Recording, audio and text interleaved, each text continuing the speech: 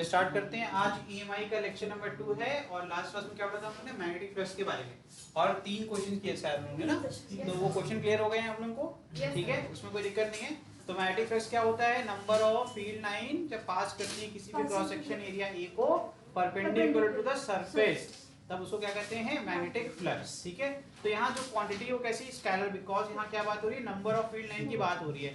तो यहाँ से हम न्यूमेरिकल वैल्यू की बात कर रहे हैं, इसलिए वो क्या है? स्केलर है। ठीक है, उसका फॉर्मूला क्या था? उसको डिनोट किससे किया था? हमने फाई से डिनोट किया था और उसका फॉर्मूला क्या था? बी ए कॉस थीटा। अगर वो परपेंडिकुलर रहेगा तो इसका मतलब वो एरिया वेक्टर के पैरेलल हो जाएगा, तो यहाँ थीटा कितना हो जाएगा? 0। सरफेस के परपेंडिकुलर यानी कि वो parallel to the area vector. ठीक है, तो थीटा जो बनता है वो किसके बीच में? एरिया वेक्टर और मैग्नेटिक फील्ड के बीच में। तो वहां क्या आ जाएगा? आ जाएगा बी ए आ जाएगा आंसर। ठीक, लेकिन मैंने बोला कि जो हमारा यहाँ पर कॉइल के लिए अगर निकालेंगे तो उसमें नंबर ऑफ टर्न्स देखने लगेंगे, क्योंकि कॉइल कैसे होती है? सर्कुलर होती है, तो उसका एरिया क्या हो जाएगा? सर्कुलर, लेकिन एन टाइम सेम एरिया होगा, तो इसलिए फॉर्मूला क्या बन जाएगा? एन बी ए कॉस थीटा।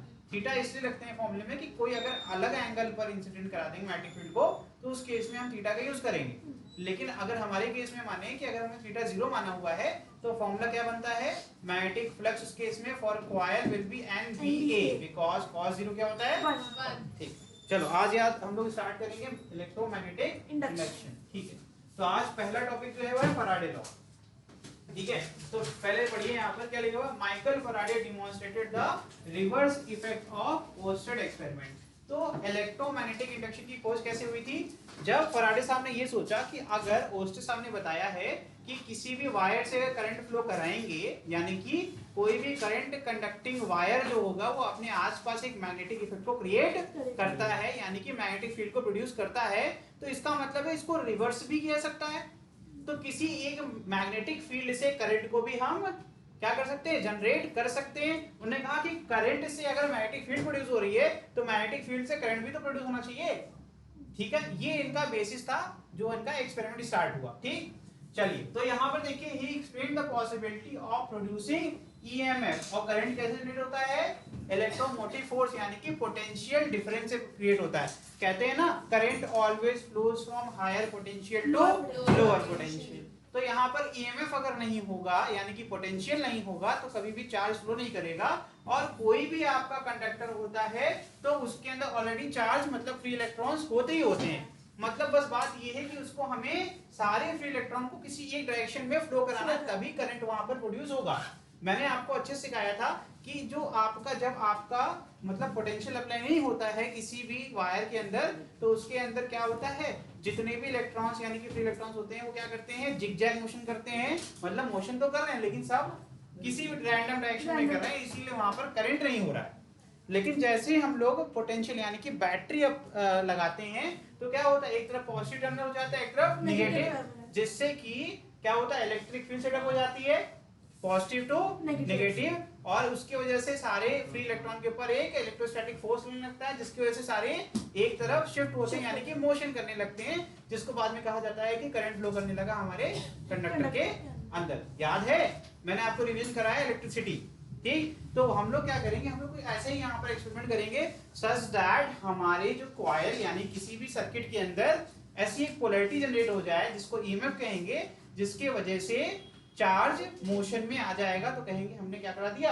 हमने करंट जनरेट कर दिया बाय यूजिंग मैग्नेटिक फील्ड। ठीक, तो यही है कंसेप्ट फैराडे साहब का। तो यहाँ पर देखिए, when magnetic flux linked with the conductor changes, उन्होंने क्या बताया कि जो मैग्नेटिक फ्लक्स का नंबर ऑफ फील्ड लाइन जो आपकी इंटरसेक्ट कर रही है कॉइल को, वो चेंज होती जा रही है, मतलब वो कांस्टेंट नहीं है। पहले 10 लाइन उसको इंटरसेक्ट करी, फिर बाद में 20 कर रही है, फिर 5 हो गई, मतलब वैरी कर रहा है। तो उस केस में क्या होगा? आपका ईएमएफ इंड्यूस हो जाएगा। जब ईएमएफ आ जाएगा तो उससे करंट फ्लो करने लगेगा, यानी करंट भी इंड्यूस हो जाएगा। ठीक है, चलिए, this was termed as electromagnetic induction. इसी प्रोसेस को क्या कहा गया? Electromagnetic induction. This discovery of the discovery of this phenomenon brought about a revolution in the field of electric power generation। और इसकी खोज की वजह से हमारे पास जो सबसे बड़ा एक बहुत ही प्रॉब्लम था वो एजिंग इफेक्ट ऑफ मैग्नेट। मतलब जितने भी अप्लायंसेस जिसके अंदर हम लोग परमानेंट मैग्नेट यूज करते हैं, उन सब जगह पर हमने क्या यूज करना स्टार्ट कर दिया? इलेक्ट्रोमैग्नेटिक इंडक्शन से मतलब क्या है, सोलेनॉइड, है ना। कहाँ पे होता है परमानेंट मैग्नेट की तरह, जब हम लोग करंट फ्लो कराते हैं तो सोलेनॉइड। तो इसका मतलब है हम लोग के पास एक नई टेक्नोलॉजी आ गई इसके आने के बाद, जिससे कि हम परमानेंट मैग्नेट का एक परमानेंट सोल्यूशन ढूंढ चुके हैं कि हमें मैग्नेट चाहिए होगा तो हम उसको बना लेंगे, हमें जरूरत नहीं। ठीक है, समझ में आ गया। और रिवर्स ऑर्डर में अगर हम अगर हम मैग्नेटिक फील्ड से चाहे तो इसी प्रकार से जो आपका जनरेटर काम करता है वो कैसे काम करता है, जो आपकी कॉइल होती है वो रोटर पे लगी होती है, ठीक है, वो रोटेट होती है तो कंटिन्यूअसली क्या होता है, number of wheel and passing through the coil वो चेंज होता रहता है, जिससे कि उसके अंदर ईएमएफ प्रोड्यूस हो जाता है। और ईएमएफ से ही क्या होता है, वो जो आउटपुट करंट देता है वो क्यों देता है, क्योंकि उसके अंदर ईएमएफ प्रोड्यूस हो जिससे कि करंट फ्लो करने लगता है और आउटपुट में आपको क्या मिलता है, सप्लाई मिलती है जो भी आपको चाहिए। अब ये आपको समझ में बिल्कुल नहीं आया होगा, ठीक है, जब जनरेटर पढ़ेंगे तो समझेंगे कि ये चीज होता कैसा है। तो हम लोग यही लॉ यूज करने वाले हैं आगे चल के टू जनरेट इलेक्ट्रिसिटी। समझ में आ गया, चलो देखते हैं। तो यहाँ पर एक एनिमेशन है, ठीक है, पहले पढ़ लेंगे उसका एनिमेशन देखिए। यहाँ देखिए फैराडे साहब ने कुछ एक्सपेरिमेंट परफॉर्म किया, ठीक है, जिससे कि पता चला कि यहाँ पर ईएमएफ इंड्यूस होगा कि नहीं होगा। तो उन्होंने कहा कि यार अगर ईएमएफ इंड्यूस होगा तो इसका मतलब करंट फ्लो करेगा, तो करंट फ्लो करेगा तो ये कितना अच्छा इंस्ट्रूमेंट है जिसका यूज कर सकते हैं। जो कहाँ पढ़ा था हम लोग ने, इलेक्ट्रिसिटी में, दैट इज कॉल्ड गैल्वेनोमीटर। वो स्मॉल से स्मॉल करंट को मेजर कर लेता है। एमीटर क्यों नहीं, क्योंकि वो लार्ज करंट को आपका मेजर करता है। तो हमें तो स्मॉलेस्ट करंट को भी मेजर करना है ना, तो हमने कहा यहाँ क्या लगा दो भैया, गैल्वेनोमीटर, कैपिटल जी। तो गैल्वेनोमीटर की प्रॉपर्टी क्या होती है, वो सेंटर जीरो होता है, मतलब सेंटर पे जीरो रहेगा, उसके लेफ्ट साइड पे भी रीडिंग दे सकता है और राइट साइड पे दे सकता है। तो उसका अगर स्ट्रक्चर होगा तो ऐसे बना होता है, यहाँ पर जीरो मार्क होता है, यहाँ 1, मतलब जितना भी डिवीजन लिया, मैंने 1 डिवीजन लिया, ठीक है, 3 एंड सो ऑन। इसी प्रकार से यहाँ पर भी 1 2। तो इसका जो डायरेक्शन ऑफ नीडल है, किस तरफ वो जा रहा है, उससे हमें करंट इंड्यूस का डायरेक्शन मिल जाएगा, करंट फ्लो किधर से कर रहा है। तो ये बहुत इंपॉर्टेंट है to get the direction of current flowing in the given circuit. तो आपको दिख रहा है एक सिंपल कॉइल है और जिसको हम लोग ने गैल्वेनोमीटर, 2 टर्मिनल होते हैं इसके, तो दोनों एंड को हमने गैल्वेनोमीटर से कनेक्ट कर दिया, जिसका सेंटर क्या है, 0। फिर मैंने इसके बगल में क्या रखा, एक मैग्नेट रखा जिसका नॉर्थ पोल क्या है, कॉइल के करीब है, नियरर पार्ट में है, और साउथ पोल जो आपका दूर है, ठीक है। अभी मैंने कहा इसकी वेलोसिटी कितनी है, 0, यानी कि ये क्या है, रेस्ट पे है, ये रखा हुआ है सिर्फ, ठीक। लेकिन हो क्या रहा होगा, यहां से मैग्नेटिक फील्ड निकल रही होगी, लिंक तो हो रहा है, मतलब मैग्नेटिक फ्लक्स 0 नहीं है, बट वो कांस्टेंट जरूर कहा जा सकता है, ठीक है। क्यों बेटा कांस्टेंट कहा मैंने कहा यार कुछ लाइंस तो इंटरसेक्ट कर ही रही होंगी ना, तो इसका मतलब है कि मैग्नेटिक फ्लक्स तो होगा, ठीक है, बट वो कांस्टेंट होगा ये कहना आसान है, बिकॉज ये रेस्ट पे है। तो जितनी फील्ड लाइन 1 सेकंड पहले फ्लो कर रही थी उतनी ही बाद में भी कर रही होंगी, तो मतलब मैग्नेटिक फ्लक्स क्या है आपका, कांस्टेंट है। तो लॉ जो पढ़ा अभी हम लोग ने उसमें क्या था कि वैरिंग मैग्नेटिक फ्लक्स होना चाहिए, तो वैरिंग तो नहीं है क्योंकि हर समय ये कांस्टेंट है। चलो देखते हैं, तो देखिए पहला क्या स्टेटमेंट है, देखिए when the magnet is held stationary anywhere near or inside the coil the galvanometer does not show any deflection। मैंने कहा कि इस मैग्नेट को हमने रेस्ट पर रखा, अलग अलग जगह पर रख के देखा, एक बार करीब रखा, एक बार कॉइल के अंदर डाल दिया, जो इम्पिटी स्पेस था उसमें डाल दिया, लेकिन मैंने कभी नहीं पाया कि यहाँ पर गैल्वेनोमीटर डिफ्लेक्शन शो कर रहा है, यानी कि कोई करंट इंड्यूस नहीं हुआ, ठीक। चलिए फिर नेक्स्ट एक्सपेरिमेंट क्या है आपका, यहाँ पर आएंगे बाद में, पहले ये पढ़ लें। फिर कह रहे हैं when the north pole of a strong bar magnet is moved towards the coil the galvanometer shows a deflection right to the 0 mark। क्या कह रहे हैं, कह रहे हैं कि जब इसकी तरफ लेकर के आए, ठीक है, तो हुआ क्या, उन्होंने कहा कि जब मैं इसको लेकर चलने लगा इसकी तरफ, तो मैंने ये पाया कि गैल्वेनोमीटर में डिफ्लेक्शन तो सो गया, यानी कि करंट अब है, मतलब मैंने एक्सपेरिमेंट सक्सेसफुली परफॉर्म कर लिया, मेरा करंट इंड्यूस हो गया। लेकिन अभी मैंने बताया गैल्वेनोमीटर क्यों यूज कर रहा हूं, ताकि मुझे डायरेक्शन ऑफ करंट मिल जाए, ठीक है। तो अब मैं डायरेक्शन ऑफ करंट कैसे निकालूंगा, देखो तो डिफ्लेक्शन टू द राइट से मुझे क्या फायदा हुआ कि यार ये कैसे होगा, जिधर से करंट आता है उसी तरफ ये झुक जाता है, यही होता है इसके अंदर प्रॉपर्टी। तो इसका मतलब है कि करंट की डायरेक्शन मुझे मिल गई, क्या आ रही भाई, ठीक है, राइट साइड की तरफ। तो यानी कि करंट यहां से शुरू हो रहा होगा और यहाँ पे आके क्लोज हो रहा होगा, ठीक है। अब देखो ध्यान से, तो अभी मुझे इतना जानकारी नहीं, मुझे बस गैल्वेनोमीटर की प्रॉपर्टी पता थी, तो मुझे पता चल गया करंट क्या है, इससे मैं आपको अभी याद नहीं देने वाला हूं, ठीक है, काम की बात। तो ये एक्सपेरिमेंट यहाँ पे, इसका मतलब ये उन्होंने समझा कि यार इसके मोशन होने से कुछ तो यहाँ हुआ होगा जिससे कि हम लोग यहाँ पर करंट को प्रोड्यूस कर पाए, और करंट तभी होगा जब ईएमएफ होगा।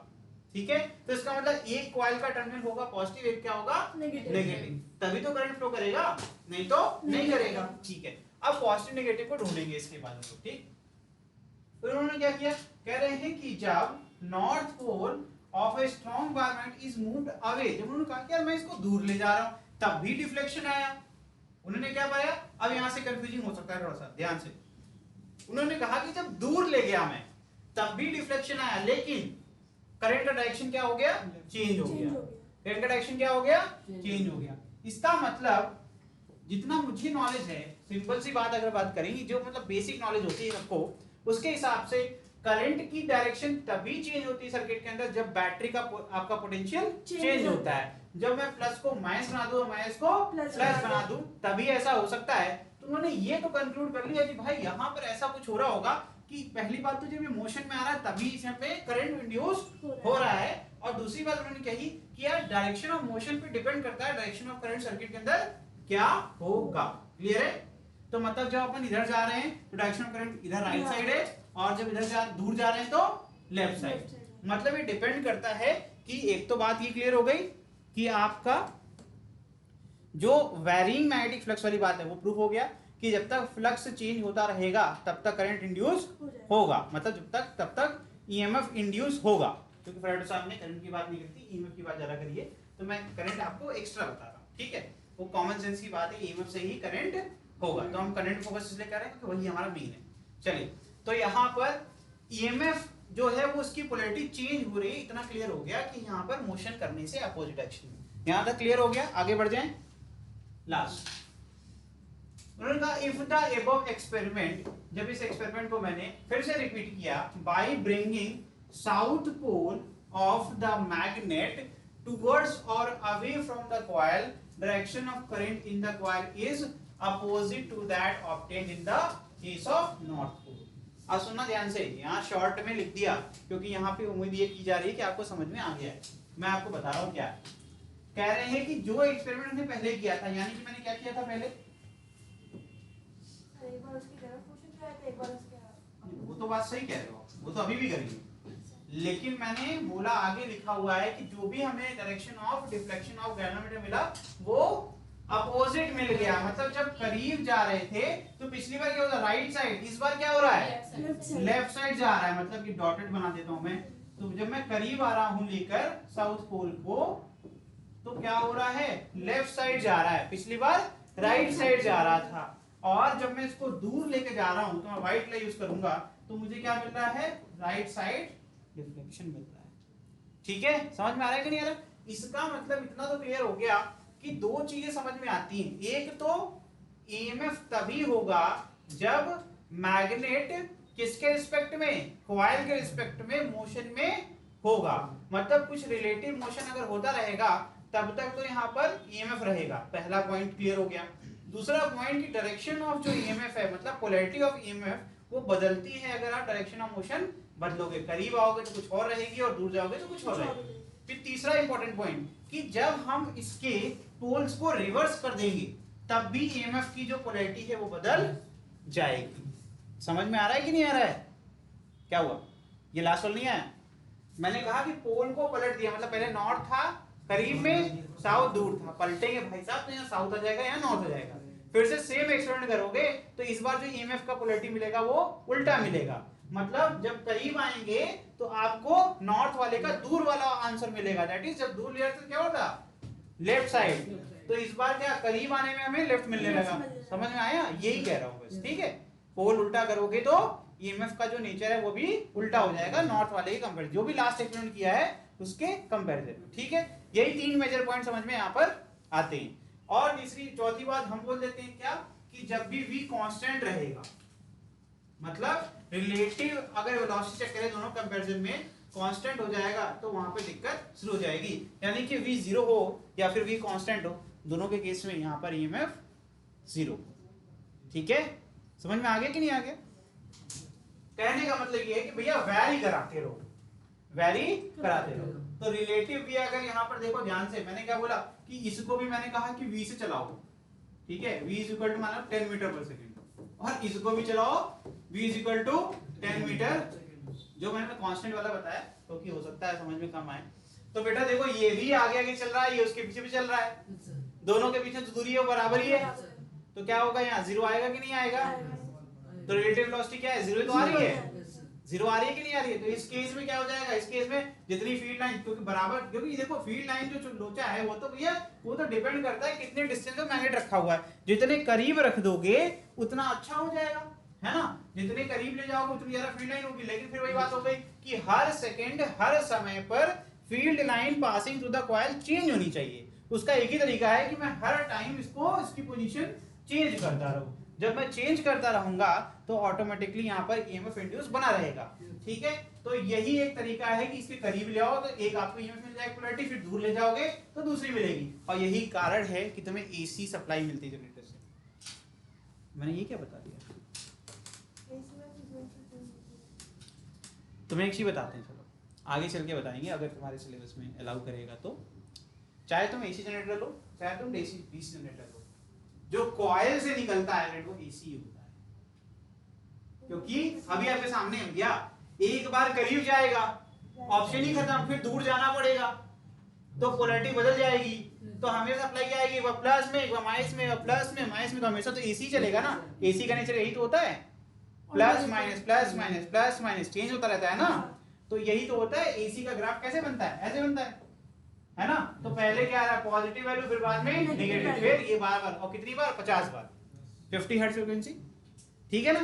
तो इसका मतलब है यही रीजन है, मतलब ये पूरा लॉ डायरेक्टली इस्तेमाल होता है किसके अंदर, जनरेटर के अंदर।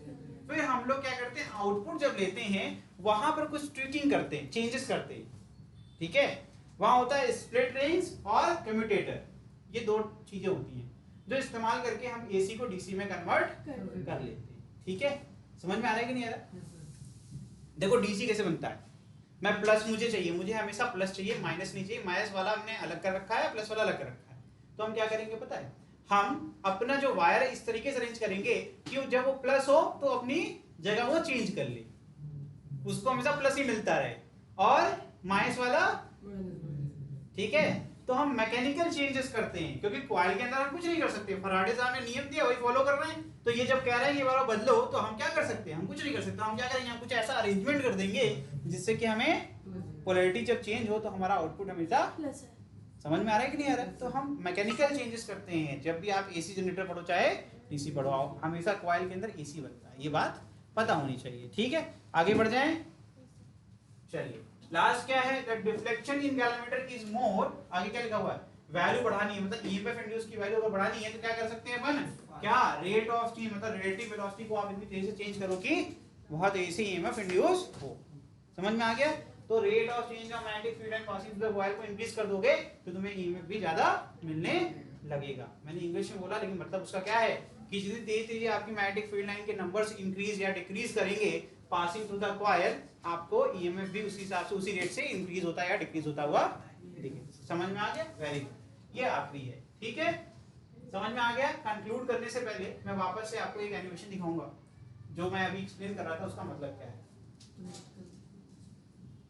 प्रैक्टिकल है ना? अच्छा, ये तुम्हारी हेल्प कर रहा है कहीं ना कहीं, तुम्हें पोलैरिटी दे रहा है। तो पोलैरिटी दे रहा है तो जब करीब जा रहे थे, अगर इधर गया तो इधर क्या है भाई, और इधर, और देखना मैं जो सिखाने वाला हूँ वो लेंज लॉ में सिखाता, लेकिन पहले ही सिखा देता हूँ, सुनो ध्यान से। तो आगे चल के जब लेंज लॉ पढ़ेंगे तो उन्होंने ये समझाना है कि ये बताएंगे कि जिसकी वजह से इसके अंदर ईएमएफ इंड्यूस हुआ, ये उसी के अपोजिट डायरेक्शन में मैग्नेटिक फील्ड लाइन को सेटअप कर देगा। मैंने क्या बोला? मैंने कहा जिसकी वजह से इसका जन्म हुआ, मतलब वही बात होगी, औलाद हुई और अपने बाप को ही जो है घर से निकाल दी, है ना। ऐसे तो बहुत सिंपल रूल है, ये तो होता है इंडिया में तो काफी देखते ओल्ड एज होम बंद ना हो जाए। हमारे यहाँ तब भी थोड़ा सा ठीक है, अमेरिका में चल जाओ तो ओल्ड एज होम, मतलब वो तो गवर्नमेंट ही ध्यान रखती है ना। वृद्ध आश्रम कहते हैं, तुम भी ऐसा करने वाले हो क्या? ऐसा मत करना भाई, गलत बात है, वही पैसा भर रहे हैं तुम्हारे पिताजी है। तो कहने का मतलब ये है कि जो भी कॉज होता है, अब इसको थोड़ा टेक्निकल पढ़ लेते हैं, मजाक तो हो गया। टेक्निकल जो आप अगर हमें बोलेंगे तो यहां पर जो कॉज होता है जिसकी वजह से इसके अंदर ईएमएफ इंड्यूस हुआ, ये उसी का अपोज करता है, उसी का अपोज करता है। मतलब ये नहीं चाहता कि ऐसा कुछ हो, कह रहा मुझे जबरदस्ती तुम यहाँ पे इंड्यूस करा रहे हो, इसलिए हम तुम्हें आने नहीं देंगे। तो ये क्या करेगा, इसके अगेंस्ट एक मैग्नेटिक फील्ड सेटअप करेगा, जिससे कि आपका जो वर्क डन है वो ज्यादा होगा कि नहीं होगा, अपोजिशन होने लगेगा ना यार। समझ में आ रहा है कि नहीं आ रहा है, इस तरीके से, ठीक है, ओके। तो इसका मतलब ये कब पॉसिबल है सर, जब इधर नॉर्थ है तो यहाँ पर भी क्या आ जाए, और इधर क्या आ जाए। तो यहाँ से देखिए आपने सिखाया था, जब डिफ्लेक्शन का है तो आपको डायरेक्शन ऑफ करंट मिल रहा है, तो ये आपका हो गया। लो भैया, इज इट ओके, समझ में आया। कैलकुलेटर मैंने पहले सिखाया था नहीं सिखाया था, करंट जिधर झुक रहा है उधर ही करंट जा रहा है, ठीक है। तो आ रहा होगा प्लस से ही निकलता है करंट, तो हमेशा कहां से निकला, प्लस से निकल रहा है, और कहां जाएगा, ओके, पोलैरिटी सीख गए। इसी प्रकार से जब दूर लेके जा रहे हैं तो कह रहा नहीं नहीं दूर मत जाओ, है ना, तो फिर क्या करेगा, फिर ऐसा कुछ करेगा जिससे कि वापस से ये इसके मतलब हमेशा मोशन ऑफ द मैग्नेट को अपोज करना है, ऐसा एक ही काम है कि मोशन ऑफ द मैग्नेट को अपोज करना, ठीक है। तो अब ये दूर जा रहा है, जो खींचेगा अट्रैक्ट कैसे करेगा, जब यहाँ पर साउथ आ जाएगा, जब यहाँ पर साउथ आ जाएगा और यहाँ पर, तो फिर देखो क्या होगा, अब ये उधर जा रहा है ना, तो इसका करंट इधर से आ रहा होगा और इधर को जा रहा होगा। Is it okay. तो ये साउथ पोल होगा तभी तो ये इसको अपोजिट होगा, क्योंकि दूर जाना चाहता है, ये क्या कहेगा, नहीं नहीं मेरे पास आओ, है ना, और यहाँ पर नॉर्थ है। इज इट ओके, समझ गए, ये होता है, इसीलिए आपकी पोलैरिटी चेंज होती है, ये आगे चल के हम लोग पढ़ेंगे। ओके, एनिमेशन क्लियर हो गया। आप देखो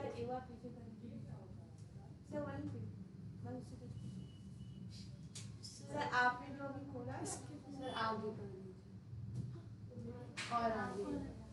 अच्छा लिखोगे क्या, अरे सर आगे मतलब पीछे, मतलब पीछे मतलब आगे, बताओ बस, और आगे बस लिख लो। न्यूटन लॉ ऑफ मोशन पढ़ते हैं तो मैं कहता हूँ कि गैलीलियो साहब को कोई याद नहीं करता, लेकिन असलियत में जो न्यूटन लॉ ऑफ मोशन बना वो गैलीलियो एक्सपेरिमेंट से ही बना था। तो उन्होंने उनका एक्सपेरिमेंट देखा, उनको कुछ समझ में आ गया, क्योंकि वो बेचारे एक्सपेरिमेंट तो कर लिए, एक्सप्लेन नहीं कर पाए, तो न्यूटन साहब ने एक्सप्लेन कर दिया, तो न्यूटन साहब बन गए, है ना। उसी प्रकार से ये फराडे साहब ने इतनी मेहनत करी, सब ये चुंबक को आगे पीछे दुनिया भर का, लेंस साहब आए कहते यार इसमें ये चक्कर है, गड़बड़ है। तो ये जो नेगेटिव साइन वाली बात बताई, अपोजिशन वाली जो बात बताई, बस इतनी सी बात ऐड करके फॉर्मूला बना के आपको दे देंगे और लेंस साहब का लेंज लॉ बन जाएगा, ठीक है। तो ये जो अपोजिशन वाली बात है किसने बताई है, ये आपके लेंस साहब ने बताई है, ठीक है। तो ये हो गया, फराडे साहब ने ये बताया कि भाई रिलेटिव मोशन होगा तो आपका ईएमएफ इंड्यूस हो जाएगा, ठीक है। तो ये इनका था कंक्लूजन। देखिए कह रहे हैं कि whenever there is a relative motion, ठीक है, between the source of magnetic field, ये सब लिखना मत, ठीक है, and the coil and EMF is induced, ठीक है। तो ईएमएफ किस पे डिपेंड करता है, ये बात अंडरस्टूड है ना, जितना पैराग्राफिक लिखने की जरूरत नहीं है, अंटिल मैं द बोर्ड्स के लिए करना चाहते हो नोट कर लो, ठीक है। When the magnet and coil move towards each other, then the flux linked with the coil increases and EMF induced आपका होगा, जबकि रेट ऑफ चेंज हो रहा है magnetic flux passing through the coil, ठीक। आगे when the magnet and coil move away, जब दूर जाता है तो इस केस में क्या हो रहा है, यहाँ पर डिक्रीज हो रहा है, मैग्नेटिक फ्लक्स क्या हो रहा है, डिक्रीज। करीब रखा है तो ढेर सारी लाइन उससे पास हो रही है, दूर लेके जाएंगे धीमे धीमे वो नंबर ऑफ लाइन कम होती जाएगी, तो डिक्रीजिंग रेट पर आपका ईएमएफ इंड्यूस होगा, ठीक है। आगे देखिए again an EMF is induce, क्योंकि बात बस इतनी हुई थी कि जो number of field line pass हो रही है उसकी नंबर्स बदलते रहने चाहिए, बस इतनी बात हुई थी, ये बात नहीं हुई थी इंक्रीज होना चाहिए या डिक्रीज होना चाहिए, बस ये हुई थी कि बदलना है, वैरिंग आपकी मैग्नेटिक फ्लक्स होनी चाहिए, तो ये हो गया, इसीलिए ईएमएफ यहाँ पे इंड्यूस हो गया। कह रहे हैं EMF last so long as the flux is changing, कह रहे हैं जब तक फ्लक्स चेंज होता रहेगा तभी तक ईएमएफ रहेगा, जैसे ही फ्लक्स जीरो हो जाएगा वैसे ही ईएमएफ भी जीरो हो जाएगा। Due to this EMF an electric current start to flow and the galvanometer shows deflection, ठीक है। इसमें से सिर्फ पॉइंटर के फॉर्म में बना के लिखना, रिलेटिव वेलोसिटी डिपेंड करता है किसके ऊपर, rate of change of flux is the cause of EMF induce, ऐसे करके एक पॉइंट बना लो, ठीक। Next, the deflection in galvanometer last as long as the relative motion between the magnet and, ये लिख लेना, ठीक है। आगे whenever relative motion, ठीक है, between coil and magnet takes place and induced EMF produced in coil, if coil is in closed circuit then current and charge is also induced in the circuit, this phenomenon is called as electromagnetic induction, okay. ये इसका conclusion है, ये तीन line आपकी ठीक। तो यहाँ पर फैराडे लॉ खत्म। अब आप लिखेंगे यहाँ पर फर्स्ट लॉ और सेकंड लॉ के फॉर्म में, दो ही पॉइंट में लिखवा दूंगा। कर लो यार, जल्दी करो। चलो देखो, ठीक है, देखो फटाफट छोटा सा लिख लो। देखिए, whenever, छोटा सा लिखवाएंगे बस, whenever magnetic flux linked with closed circuit, whenever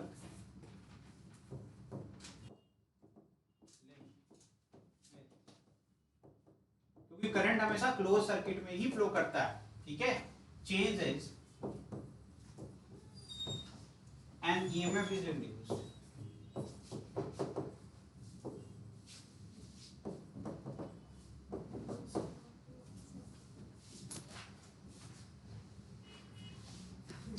Whenever phi मतलब magnetic flux linked with closed circuit changes and EMF induced in, छोटे में लिखवा दिया, ठीक है, it lasts till the relative motion, ये कब तक रहेगा, जब तक relative motion exists between coil and magnet। जैसे ही आपका relative motion जीरो होगा वैसे ही EMF भी जीरो।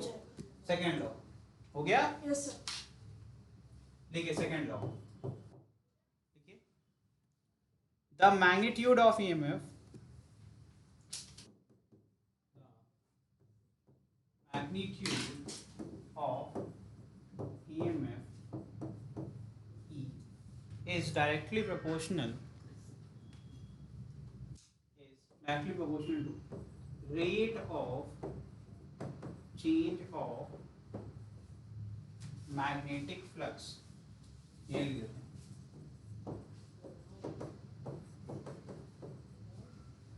ठीक है, तो ठीक ठीक, यहाँ टाइम लिख दे क्या विद रिस्पेक्ट टू टाइम, तो यहाँ से आ जाता है formula E is directly proportional to d phi by,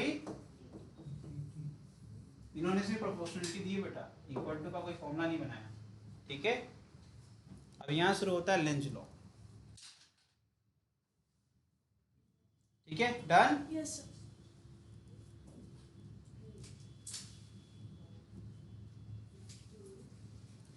चलिए देखिए लेंज लॉ,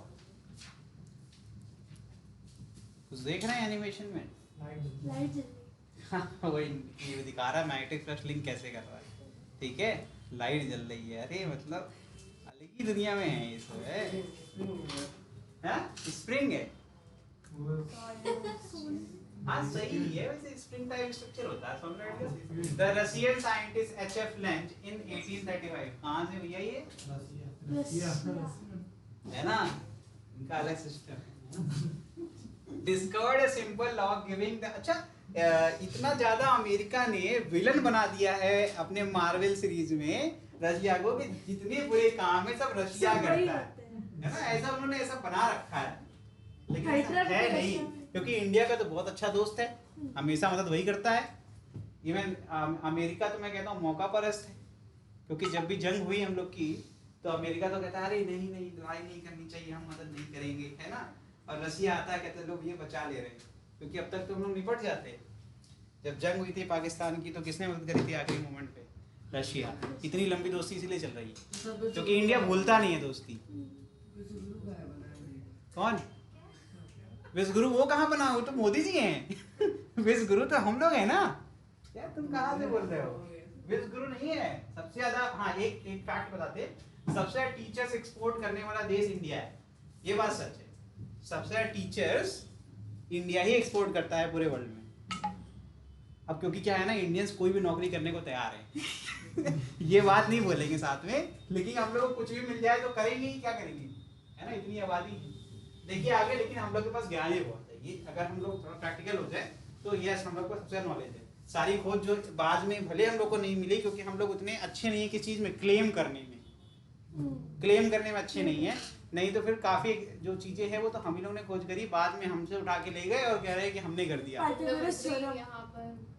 हाँ तो वो थोड़ा सा इस मामले में हम लोग सोचते थे कि चलो यार छोड़ो, बहुत सीधे हैं, है ना, इसलिए A simple law giving the direction of induced current। तो इन्होंने क्या दिया था, मैंने बताया ना, इन्होंने ही एक्चुअल में क्या बताया था कि डायरेक्शन ऑफ करंट इंड्यूस, जो मैंने नॉर्थ और साउथ वाला जो कंसेप्ट सिखाया वो किसने बताया था मुझे, लेंज लॉ ने ही सिखाया था, ठीक है, इन्होंने ही समझाया था। तो Lenz law state that the induced current produced in a circuit always flow in such a direction that it opposes, जो मैंने बोला था सेम है कि नहीं है, द चेंज और the cause that produced it. ये इतना बहुत इंपॉर्टेंट है, इसको याद करना, ठीक है। ये स्टेटमेंट क्या कहता है कि जो आपका कॉज होता है इंड्यूस ईएमएफ का, उसी का अपोज करना है हमें, ठीक है। तो इसकी वजह से जो पोलैरिटी सेट होती है हमारे कॉइल के अंदर वो हमेशा अपोजिट होती है, या फिर पोल के हिसाब से देखेंगे तो अगर नॉर्थ और साउथ देखेंगे तो नॉर्थ का अपोज नॉर्थ ही कर सकता है, इसलिए जो इंड्यूस पोल होगा वो कौन सा होगा, नॉर्थ, ठीक है। तो करंट इस तरीके से फ्लो होगा क्योंकि हमें अच्छे से पता है कि एक कॉइल में जब करंट फ्लो करता है तो वो एक्ट करता है एज ए परमानेंट मैग्नेट। कहाँ सीखा था, मैग्नेटिक इफेक्ट ऑफ करंट के अंदर सीख कर आ रहे हैं। तो इसका मतलब है कि करंट की डायरेक्शन इस तरीके से होगी सच दैट यहाँ पे बन जाएगा नॉर्थ पोल और यहाँ बन जाएगा south pole. Is it okay, ठीक। आगे देखिए, if coil has n number of turns and phi is the magnetic flux linked with the turn of the coil, then the total magnetic flux linked with the coil at any time will be n phi। इसका मतलब समझ लो एक line में, थोड़ा रुक जाओ लिख लेना। कह रहे हैं अगर इसमें कितने हैं देखो गिनो, 1 2 3 4 5 है ना, 5 है ना। तो मैंने कहा कि हर एक सर्कल जो है, हर एक कॉइल का जो टर्न है उससे फ्लक्स कितना लिंक हो रहा है, 5। तो 5 है तो कितना जाएगा, 5 into 5 टोटल फ्लक्स ऐड होता है ना ये, क्योंकि ये तो एक न्यूमेरिकल वैल्यू स्केलर क्वांटिटी है तो ये ऐड हो जाएगा, ठीक। तो वही लिखा है, अगर n होगी तो क्या हो जाएगा टोटल n 5, ठीक है बेटा। तो अब इन्होंने जब बताया तो हमने पहले सीखा था E is directly proportional, Faraday साहब के नियम के हिसाब से ये होता है, लेकिन लेंज साहब के हिसाब से यहाँ माइनस लग जाएगा बिकॉज अपोज करता है ईएमएफ, तो इसकी जो वैल्यू होगी वो माइनस टाइम्स क्या हो जाएगा। अब मैंने कहा फाई के लिए लिखते हैं डी फाई बाई dt, लेकिन फॉर n टर्न्स कॉइल ये क्या हो जाएगा बेटा, E is equal to minus n d phi by, ये है formula for your induced EMF in the coil, ठीक है।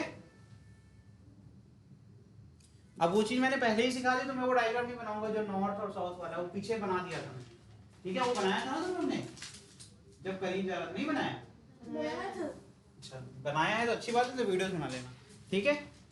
इसे एक डायग्राम होना चाहिए, ये है, ठीक है। ये नोट हो गया, आगे बढ़ जाएं। तो ये हो गया, ये डायग्राम बना दो, नहीं बनाया तो अब बना दो। ये देखो, ये वो कॉइल का एक टर्न है बेटा, हमने क्या लिया, एक सिंगल टर्न यहाँ दिखाया हुआ है। तो अब मैं मोशन किससे करा रहा हूँ, मैग्नेट का। तो जो करंट इंड्यूस होगा इस तरीके से होगा, देखो करंट यहाँ पर क्या है, एंटी क्लॉकवाइज।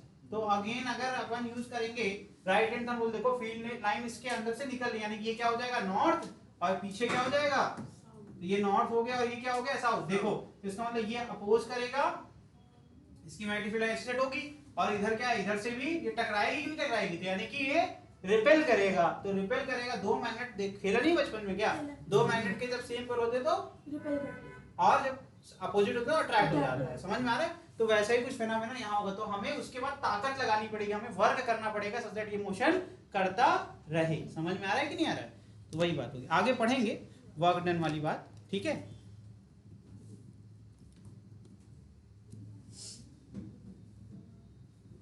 अभी हम लोग थोड़ा सा पैराग्राफ पढ़ेंगे जिसमें पढ़ेंगे अपन कंजर्वेशन ऑफ एनर्जी का एग्जांपल, लेकिन वो आपको कंसेप्ट बिल्ड करने के लिए ही पढ़ाऊंगा, बहुत ज़्यादा नोट उसमें नहीं बनवाऊंगा, ठीक है।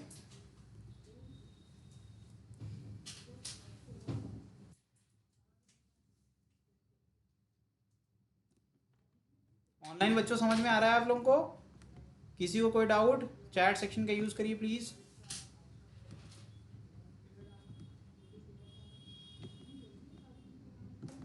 चलो चलो ठीक है, देखिए भाई कौन कह रहा है, चलिए वेरी गुड, आगे बढ़ जाते हैं। चलिए पढ़ते हैं हम लोग थोड़ा सा कंजर्वेशन एनर्जी। अगर देखो यहाँ पर फ्री की एनर्जी तो हो नहीं सकती, क्योंकि हम लोगों ने क्या सीखा था भाई, क्या सीखा है हम लोग, कंजर्वेशन क्या कहता है, कि energy can be created not destroyed, it can be converted from one form to another. तो इसका मतलब इसको भी फॉलो करना पड़ेगा। अगर ये फॉलो नहीं करेगा तो ये फ्री एनर्जी हो गई, तब तो हम लोग यही इस्तेमाल करेंगे, एक आदमी खड़ा कर देंगे, कह देंगे कि आप मैग्नेट को लेके आओ और लेके जाओ, बिजली का बिल जीरो हो जाएगा। तो ऐसा नहीं हो सकता है ना।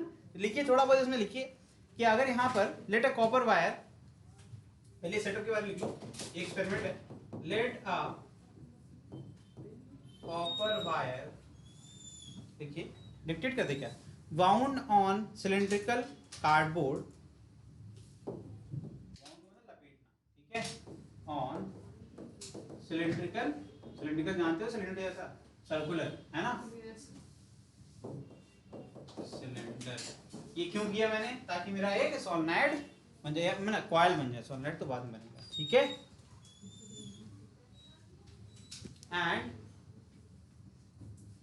and two ends of coil is connected to the galvanometer, ठीक है ना, ठीक। क्या हो गया, रीड कर दे। Let a copper wire wound on cylindrical cylinder and two ends of coil is connected to the galvanometer, ठीक है। When a bar magnet, a bar magnet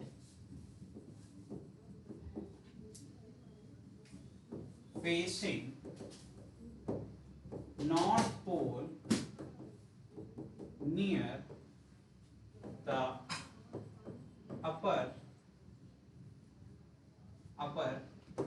part of coil, मतलब मैंने बोला एक बार मैग्नेट जिसका north pole upper part of the coil की तरफ है ना, is move towards it। मैंने कहा कि जब उसकी तरफ लेकर आते हैं, मतलब ये कैसे मूव कर रहा होगा, नीचे की तरफ है ना, नॉर्थ पोल इसके करीब है और उसी की तरफ आ रहा है, यानी कि डायरेक्शन ऑफ मोशन मैंने आपको बता दिया, दैट इज डाउनवर्ड्स, ठीक है।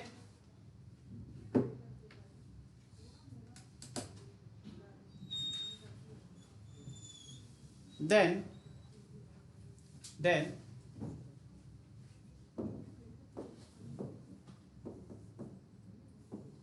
according to Lenz law,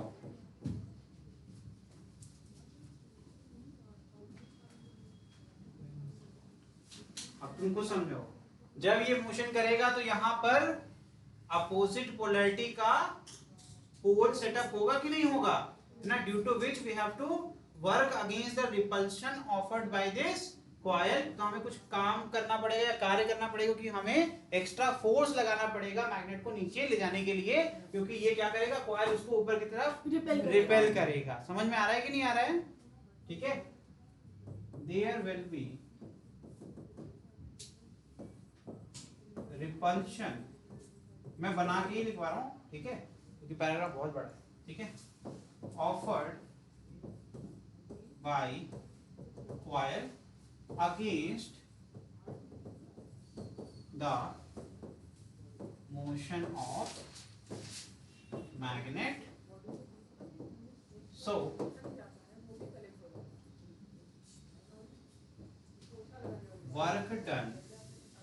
work done to move the magnet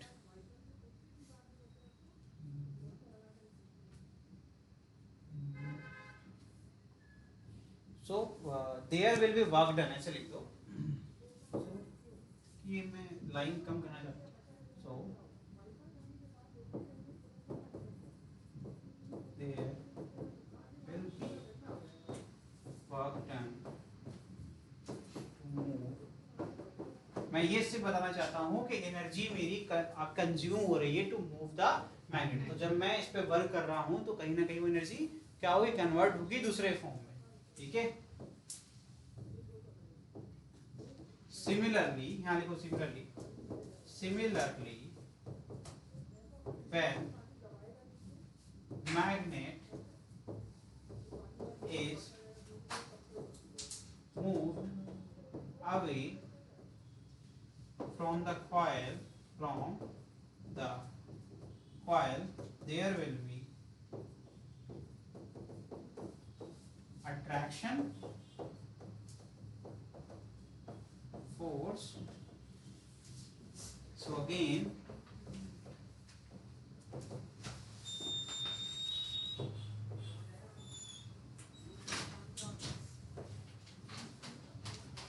work done required.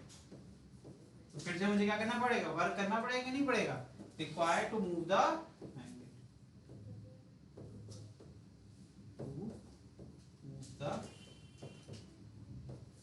मतलब ये तो क्लियर हो गया कि यहाँ पर जादू नहीं हो रहा है। मैं पूरा पैराग्राफ रीड कर रहा हूँ, पूरा पैराग्राफ बनाया गया है सिचुएशन के हिसाब से।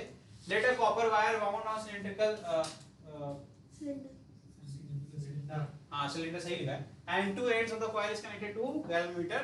When bar magnet facing north pole near the upper part of the coil is moved towards it, then according to Lenz's law there will be repulsion offered by the coil against the motion of magnet, so there will be work done to move the magnet. तो कुछ कार्य करना पड़ेगा आपको उसको motion में रखने के लिए। सिमिलरली जब उसको हम उससे दूर ले जाएंगे तो यहाँ क्या करेगी, कॉइल अट्रैक्शन ऑफर करेगी, फिर हमें वर्क करना पड़ेगा उसको मोशन कंटिन्यू करने के लिए। समझ में आ रहा है कि नहीं आ रहा है? ठीक है, इतना लिख लीजिए फटाफट। ठीक, आगे लिखिए, दिस वर्क डन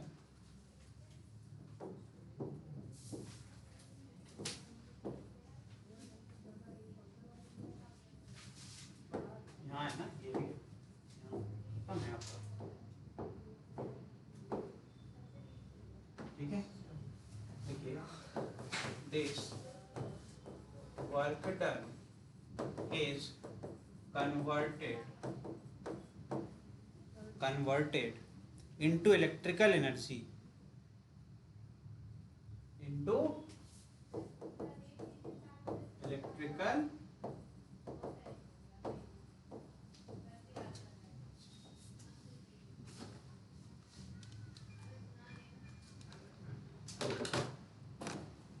ठीक है। yes. तो क्या एक चीज मुझे बताओ, अब यहाँ से आपका जो कंसेप्ट है वो पता चल जाएगा कितना आपको क्लियर है। अच्छा मुझे बताओ, ये तो क्लियर हो गया कि मैकेनिकल वर्क हुआ वो कुछ यहाँ पर मोशन में है ना, या मोशन है तो मैकेनिकल हो गया, ठीक है। तो यहाँ से ये एनर्जी कन्वर्ट हो गई, चलो ठीक है, इलेक्ट्रिकल में एक तो दिखे, लेकिन इलेक्ट्रिकल के बाद क्या होगा, क्योंकि देखो ना ये कब्जा कैसे घूमता रहेगा, इस वायर के अंदर से करंट कहीं जा रहा है, कोई लोड है नहीं, तो क्या ये तो ब्लास्ट हो जाएगा। अगर एनर्जी को आप पैक कर दोगे तो ऐसे तो इनफिनिट एनर्जी से घूमती रहेगी, ऐसा होगा क्या? स्टोर कर लोगे, बैटरी है क्या?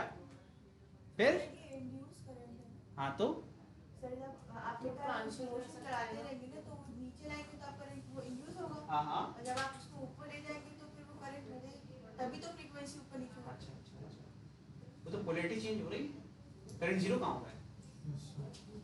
ये तो जादू हो गया, नहीं नया हम लोग ने क्रिएट कर दिया। वायर है गन्नू, वायर क्या पढ़ते हो, वायर है, इलेक्ट्रिसिटी पढ़ाई है, वायर के अंदर अपोजिशन ऑफर होता है जिसकी वजह से रेजिस्टेंस होता है, उसी को रेजिस्टेंस कहते हैं। जब रेजिस्टेंस होगा तो कुछ हीट होगी, और जब हीट होगा तो एनर्जी इलेक्ट्रिकल से हीट एनर्जी बनके निकल जाएगा। मतलब इंटेलिजेंस का आप लोगों का एकदम कोई सीमा नहीं है। आइंस्टीन साहब को शर्म आ जाती, सोचते हम कहाँ से इतने गधे रह गए, ये इतने बच्चे इंटेलिजेंट हैं। या मतलब तुम लोग का अलग टैलेंट है, नहीं? कह रही है कि वो अपोजिट हो जाएगा तो वो जीरो हो जाएगा, तो माते जीरो होने के बाद ही पोलैरिटी चेंज होगी। जब गाड़ी सीधे जा रही है तो रिवर्स गियर लगा दोगे तो पीछे नहीं चलने लगेगी, वो पहले उसकी स्पीड जीरो होगी। ये एक बेसिक लॉ है फिजिक्स का। आपको डायरेक्शन चेंज करना है तो पहले जीरो पे आओगे। अगर +2 वोल्ट आपका ईएमएफ इंड्यूस है तो -2 जाने के लिए उसको बीच में जीरो पे आना पड़ेगा। नंबर लाइन नहीं पड़ी क्या, सीधी रेखा बनाते हैं हम, कहते हैं इधर जाएंगे राइट साइड जाएंगे तो भैया आपको पॉजिटिव नंबर मिलेंगे, इधर जाएंगे नेगेटिव। तो भैया जीरो भी अगर हो रहा है तो जब तुम रिलेटिव मोशन चेंज करोगी तो पहले तुम जब उसको मैग्नेट रुकेगा, ऐसे नहीं चलते चलते पिन चलने लगेगा, रुकेगा ना। जब मैग्नेट रुकेगा तो उस समय वो जीरो हो जाएगा। जब जीरो हो जाएगा उसके बाद आप जब पीछे लेके जाओगे तो फिर से निगेटिव आपका इंड्यूस हो जाएगा। तो अगर यहाँ पे एनर्जी की बात कर रहे हैं तो अगर इस तुमने ये कंसेप्ट लगाया भी तो ये सोचती कि यहाँ तब तक तो रहेगा करंट ना, जितनी देर रहेगा तो करंट ऐसे तो बढ़ता जाएगा, कब तक बढ़ेगा, कुछ कंज्यूम ही नहीं हो रहा है। तो इसकी भी तो रेटिंग होती है। वायर जब खरीदते हो तो कहते हैं 2 एम्पियर का वायर है, 3 एम्पियर का वायर है, ऐसे तो तुम 100 एम्पियर इसमें जनरेट कर दो। तुमने खूब स्पीड बढ़ा दी इसकी, ईएमएफ बढ़ता गया, उसका क्या होगा, वायर तो जल जाएगा। तो भैया वायर भी कंटिन्यूअसली क्या करता है, एनर्जी को हीट के फॉर्म में रिलीज करता है। तो वो इलेक्ट्रिक हीटर कैसे काम करता है, फिर ऐसे ही तो काम करता है। उसमें होता क्या है, सिर्फ एक वायर ही तो होता है। देखो सर्किट खोल के देखो, आपका वायर जो होता है वो हाई रेजिस्टिव वायर होता है, करंट आते जाता है, वो हीट जनरेट करता जाता है, वो फिर डिसिपेट हो जाता है, इसीलिए वो जलता नहीं। ठीक है, चाइनीज वाला होता है तो गल जाता है क्योंकि वो एलॉय से बनाते हैं, है ना। हाँ, उसका फिलामेंट जल जाता है। हाँ बस सही कह रहा, बात वही फिलामेंट वही एलिमेंट। भाई तुम जो कह रहे हो सब सही कह रहे हो, बस यहाँ लिख लो, this energy, this electrical energy is dissipated. हम पढ़ा रहे हैं कंजर्वेशन, ये लोग नया जनरेट कर रहे हैं। Energy is dissipated in the form of heat energy.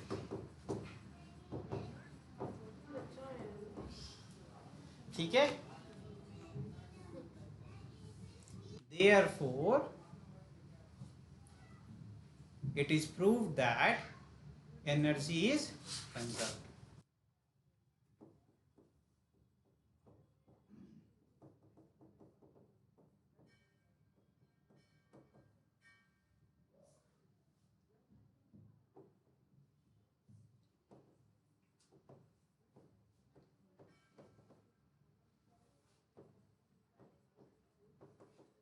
ठीक बच्चा, हो गया क्लियर?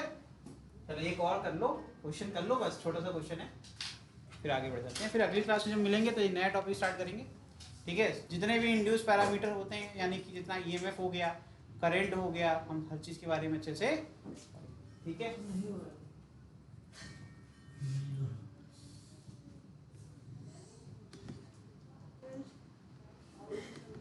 भैया खुद हिले हुए दिमाग से, है ना। Two identical coaxial circular coil carries equal current. ठीक है, ये ऐसा कुछ अरेंजमेंट हम लोग कहीं देखा है मैग्नेटिक फील्ड करंट में, है ना। हम लोग यूज करते हैं, एक अरेंजमेंट होता है, उसका नाम नहीं बोलूँगा मैं, जिसमें हम लोग को यूनिफॉर्म मैग्नेटिक फील्ड क्रिएट करनी होती है, तो उस अरेंजमेंट का इस्तेमाल करते हैं, बहुत क्लोजली प्लेस किया जाता है। उसका एक ग्राफ भी पढ़ाया था, वो बहुत इंपॉर्टेंट होता है, बहरहाल उसको एक बार पढ़ लेना।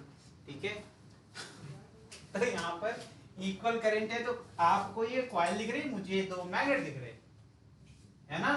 इस प्रकार से देखिए क्या कह रहे हैं, इन सेम डायरेक्शन, ठीक है, मोशन क्या कह रहे हैं, same direction in opposite direction, if both coils moves towards each other and away from each other, then current in both the coils increase करेगा, decrease करेगा, सेम रहेगा या फिर नन। जल्दी से बताओ।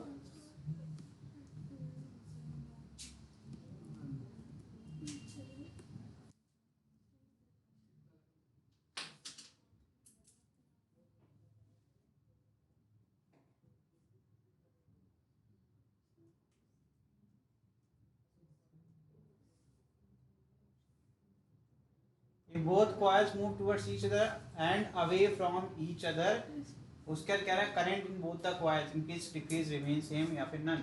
अगर दोनों की स्पीड सेम होगी तो फिर से वही वाला केस बन गया, दोनों अगर सेम चलना है तो बराबर दूरी बनी रहेगी, तो मैग्नेटिक फ्लक्स कांस्टेंट रहेगा, तो आंसर 0, ईएमएफ इंड्यूस 0। ठीक है, या फिर जो भी है वही कांस्टेंट बना रहेगा, उसमें चेंज नहीं आने वाला है। ठीक है, फिर और कोई केस है बताओ, अपोजिट वाला भी तो है। अगर मैंने बोला सेम स्पीड, तब उस केस के लिए बोला, क्योंकि दोनों क्या कर रहे हैं, बराबर डिस्टेंस में बने हुए हैं। लेकिन अगर ये अलग अलग हो गए, मैंने बोला V1 V2 से मूव कर रहे हैं, V1 V2 से, पहले वाले केस में सेम डायरेक्शन में मोशन कर रहे हैं, मतलब मान लो कोई एक ही डायरेक्शन मान लो, तो क्या होगा, दो अरेंजमेंट हैं, तो एक एक सवाल में दो चीजें हैं। ठीक है, ये देखो मैं फिगर वापस से आपको समझाने के लिए कर रहा हूँ, यहाँ पर ये नॉर्थ है और यहाँ पर ये साउथ है। फील्ड लाइन जो है वो अलग अलग है। देखो ध्यान से, इसकी फील्ड लाइन भी ऐसे चल रही है, इसकी फील्ड लाइन भी ऐसे चल रही है, ठीक है। सेम डायरेक्शन में जाएंगे तो उस केस में क्या होगा, पहले वाले केस के लिए इंक्रीज करेगा या डिक्रीज करेगा? इंक्रीज करेगा। कैसे इंक्रीज करेगा बताओ? 7-3 हो रहा है। चलो ये तुम्हारा होमवर्क है, घर जाना खूब ढेर सारा इसको पेपर में यूज करना, उसमें डायग्राम बनाना और ढूंढने की कोशिश करना इसका आंसर क्या हो सकता है, ठीक है। और फिर अगली क्लास में जब मिलोगे तो यही से शुरू करेंगे, ठीक है। तो ये हो गया आपका आज की क्लास EMI, ठीक है। चलिए, थैंक यू।